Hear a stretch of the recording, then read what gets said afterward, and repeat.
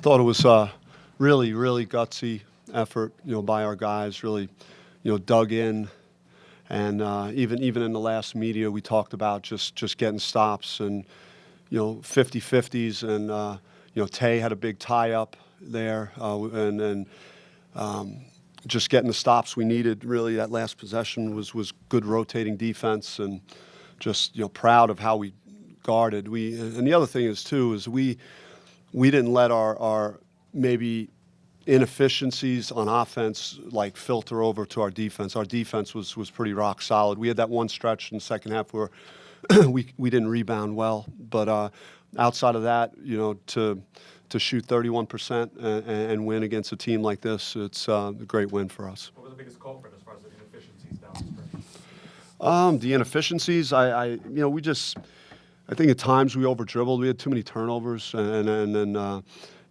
we didn't cash in on some open ones that we made versus UCLA. So we put some pressure on ourselves at that end of the floor, but we made enough plays to win. Why has the guard-on-guard screen action been so effective? It's like guards don't usually get involved in the hedges, and we didn't do it a lot during the game at all. We just wanted to save that, and that was what we wanted to go to late, and that it opened Remy up. He really had a good look and made a big play. You forced 24 turnovers. You were pressing them early on. Their guards really struggled with it in the second half in particular. Can you talk about the strategy behind it and how it was executed? I thought that our four men were committed to that defense and given great energy. It started with them, with Tayshaun and Mickey and Khalid, and then from there the guards were scrambling, and we turned them over some in the first half, but it really was a problem in the second half, and we knew we had to regain the momentum and be the aggressor in the game, and I think that helped us. Can you explain what you saw on Remy's final shot there? He had an open look, and that's his shot. When he gets to his spot on the mid-range shots, those are his best. In my opinion, he stops really fast, and he's right into a shot. I saw, like everyone did, it hit every part of the rim and the backboard, and it seems like it was up there forever. But he's about the right things. He's worked on his game like no other guy that I've been around in terms of the offseason. He put the work in, and karma and the basketball gods are with him. Have you ever been part of a game where you won despite going almost 12 minutes without a field goal? Almost no one wins shooting 31%, and it's a testament again to how hard we defended, and they're not an easy team to defend. They have great size. Kongu is one of the great young players in college basketball. I thought we did a phenomenal job on him defensively.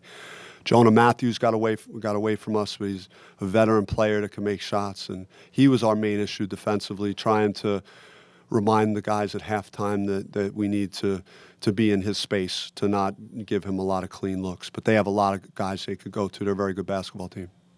Coach, at halftime, it looked like you took guys back from the tunnel and were kind of getting into it in the huddle. What was the general nature of that? I felt like one thing that we've done extremely well is late half situations, and that last minute.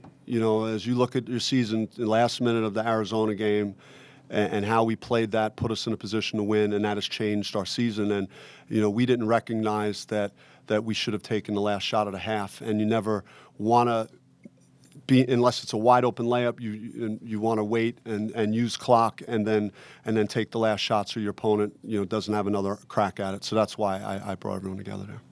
What did Tayshaun do to earn minutes in that final? Why was he out there in the end? In the end? Yeah.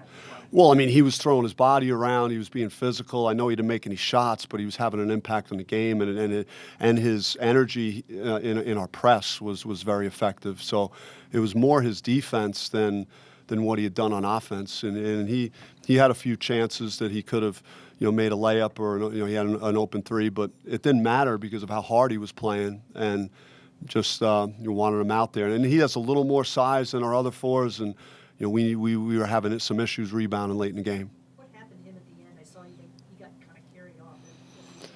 Yeah, he contested the paint very well and forced their point guard to throw the ball out to half court. And when he came down, he landed awkwardly. So, he'll get looked at on Monday. But we're going to just be cautious, because we won't have practice tomorrow. You mentioned your success against Congo. What did Melo and just your team effort kind of enable there? Well, just getting him in foul trouble was a nice thing, to get him his second foul, and then he only played 8 minutes in the first half. So that was the thing I was concerned about, because we were down 8. I knew we didn't play well, but we were down 8, and I'm saying this guy hasn't even played a lot. So that was, but yeah, we wanted Remy to go and leave their point and support Romello, but Romello battled and was physical and didn't, for the most part, allow him to get really deep post touches. Is there something to be said about just winning a game like this, that not the prettiest game in any respect, but kind of continue to push forward and kind of put three wins together? Yeah, I mean, you're gonna, like, as a coach, you just love a masterpiece, and that felt like Washington and UCLA, and this was far from that on offense. But statistically, they're very good defensively, and so some of it is a credit to them and their size. And so we didn't play well at that end of the floor, but we had the will to win, found a way, and we're trending upward in the standings right now, and we just we got to take that on the road this week. And Oregon State beat Oregon, UCLA beat Arizona. What do you make about the state of the Pac-12? Well, I mean, the league showed in the non-conference that that's a really good league, and then you're having teams that are getting better. Like UCLA is a different team than they were in the non-conference, so they've found a different gear, and then you have teams that went out and took care of business, and so you're seeing there's a lot of good teams top to bottom, and you got to be ready every night. Thank you, guys.